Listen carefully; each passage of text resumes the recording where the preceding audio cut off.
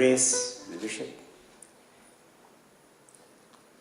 Your Excellency the High Commissioner, Mrs. Fanny,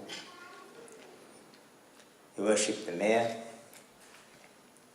Honourable Members of Parliament, Reverend Tiffany,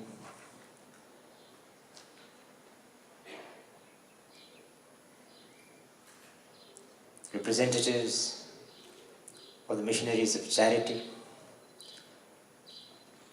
representatives of the different faith traditions of the world gathered here today in this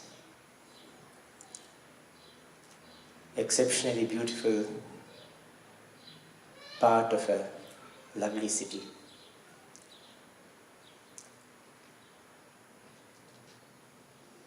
Madam, who are anchoring this afternoon's event,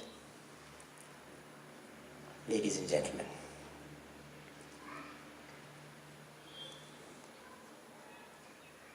I have a brief written statement, but I must tell you that it wrote itself in no more than about half an hour, but it will not take more than 12 minutes to read.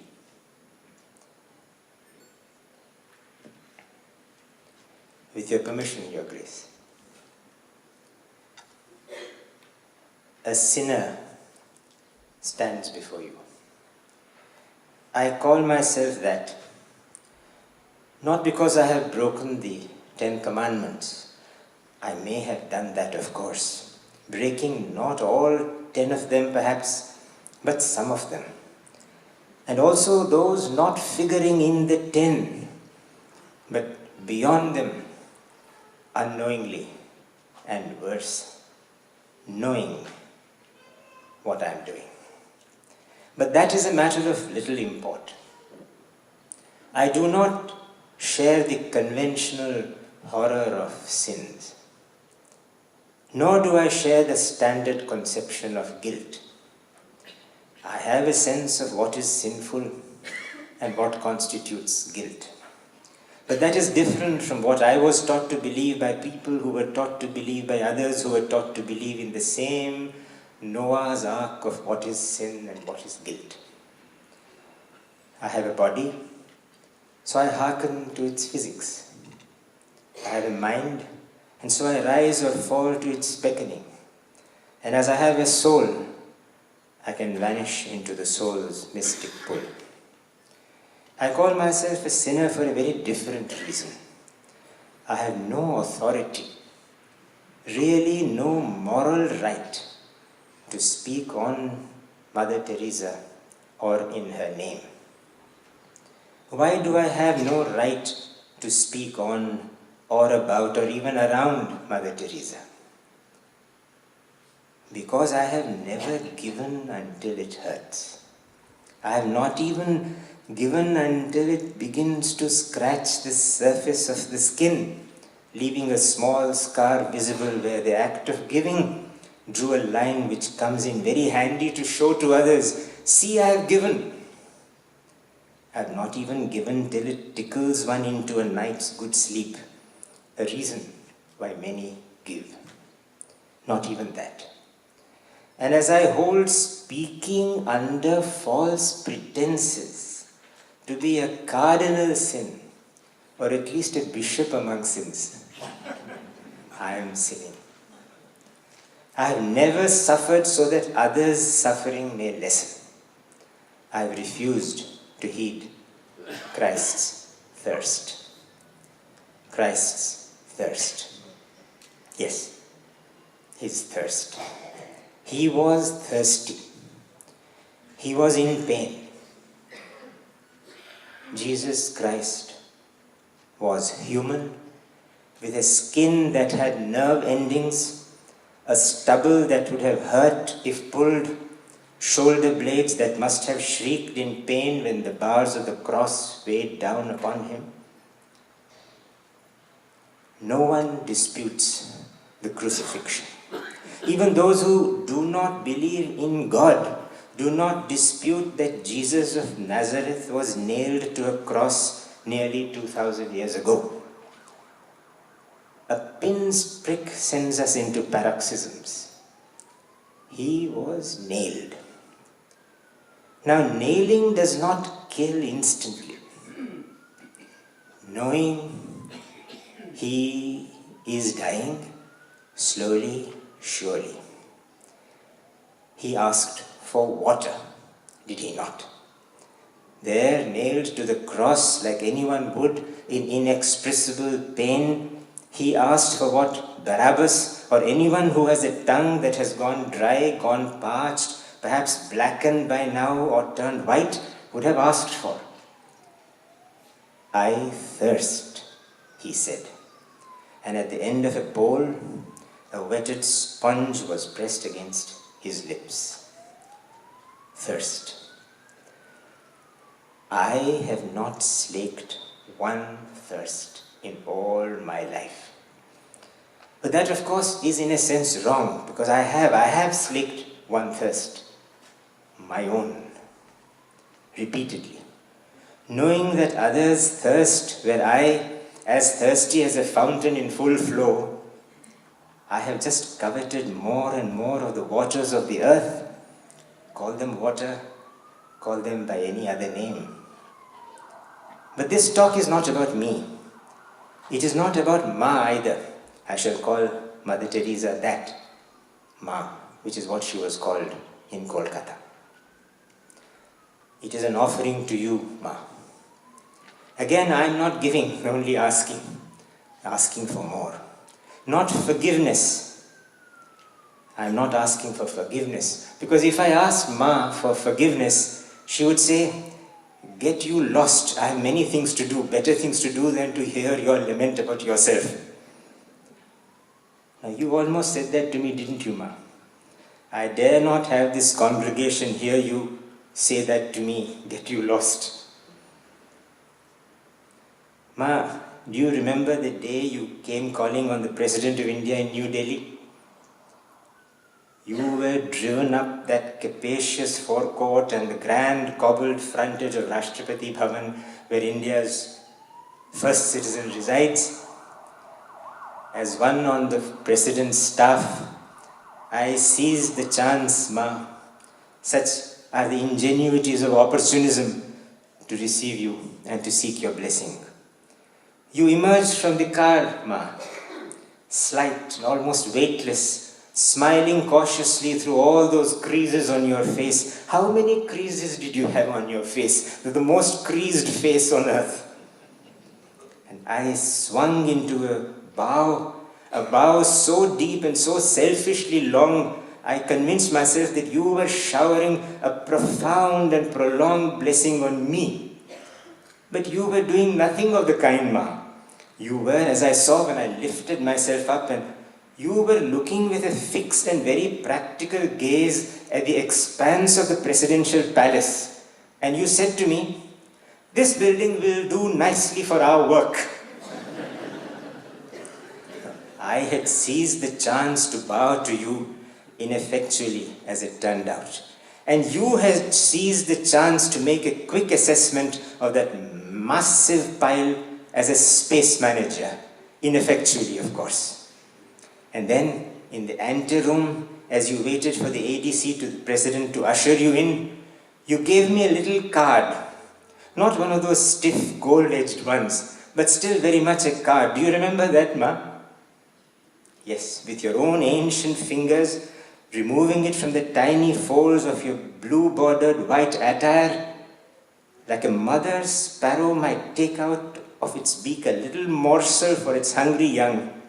Giving it to me, you said, this is my business card. If I was being an opportunist for your blessing, Ma, you were being no less. For you, Mother Teresa, besides being mother, going to be beatified, going to become a saint, you had a certain job as well, albeit honorary, that of a space manager. So many sick men and women to so many square feet, so many cribs to so many not so square feet. You needed your business card, Ma. You were quite an opportunist of your own kind. But you were so for others in need, others in pain, others in thirst. Yes, you were an opportunist for his thirst. You had another task as well, bringing darkness to light. Say that again. Darkness to light? You got it wrong, Mr. Gandhi. It is light to darkness. No, I'm not wrong, Ma.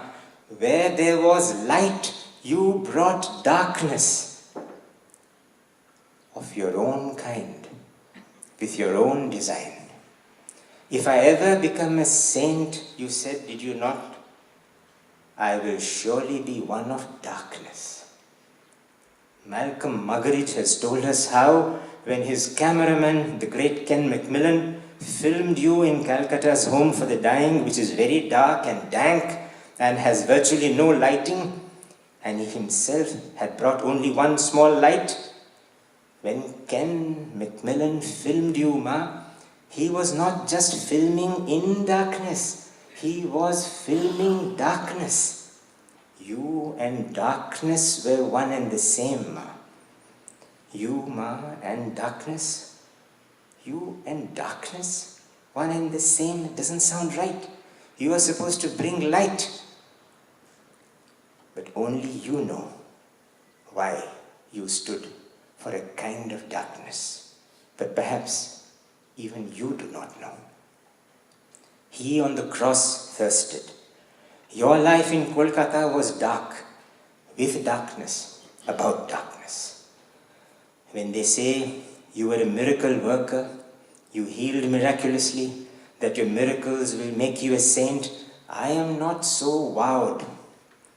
I am when I hear you say, with this scalding honesty of a sparrow screaming to see its nest ravaged, when I hear you say, in 1953, to Archbishop Perrier, your words, Ma, there is such terrible darkness within me, as if everything is dead.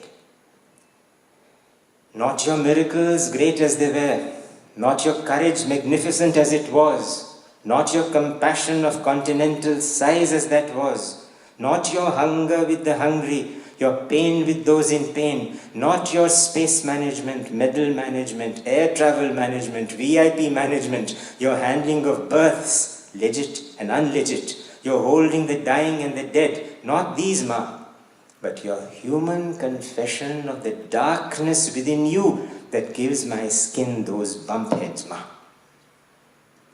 What happened after you said what you felt to the Archbishop with such candor?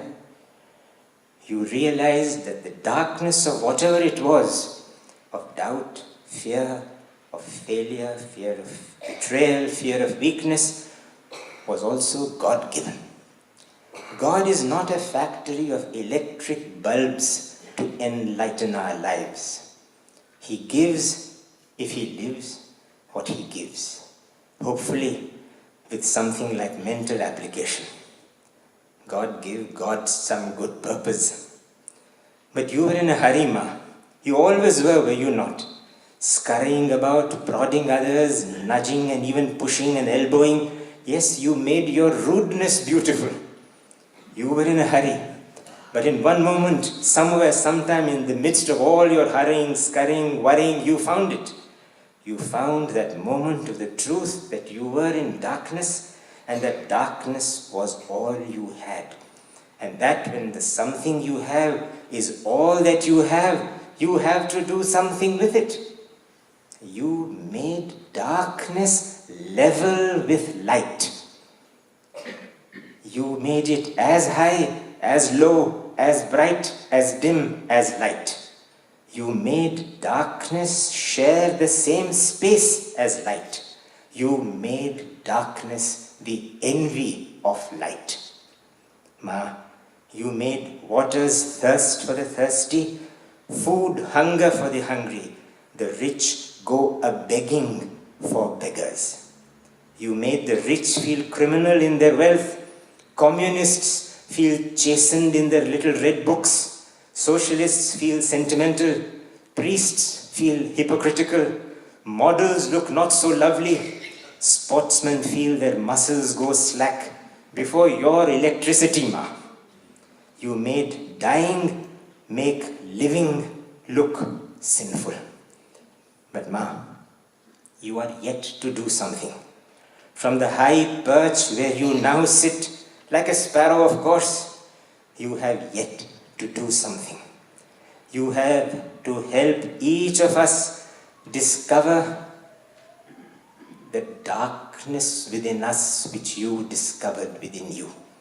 Not the darkness which needs to come to light, but the darkness that needs to stay in the darkness, not because the dark is a sad or a bad place, but because he who made the light made the dark as well. And he who has given us both light and dark has not given us both to love the one and fight the other, but to see what may be the purpose of both working in unison or in separate existence. Doubt is dark. Grief is dark. Dismay is dark. Pain is dark. Thirst, hunger are dark. We doubt, we grieve, we are dismayed, we are in pain, we thirst, we hunger, and we are in the dark. But why dark and not bright? Because when things are pretty and bright, we see our way around. How many? Seeing our way around, have we taken the right road in that light? I stumbled when I saw, says Gloucester in King Lear. Make us, ma, use all that is dark in us, including sin which is called black for what reason goodness knows, to do even a fraction, no more than a fibre wide, a titch little, a very particle of what your darkness did for you, ma. Lead kindly light, the hymn says, and so it should, and the hymn is right. Lead kindly light. But in our age of dangers, so dreadful we dare not believe they exist, made by man, so greedy, so vengeful, and of angers gathering in the sky and on our surfaces by the way we have heated up our earth, and of scarcities among plentifulness, and of plenitude among misery, in that darkness of contrasts, lead us also kindly night to see what treasures lie in your dark bosom, so bright. Ma of my Kalik heart, of the home of my great goddess, so black, Mayamma Kalika Bhavani, I bow before you again. But this time again, ignoring me, ma, what are you looking up to at this time? Thank you, ma.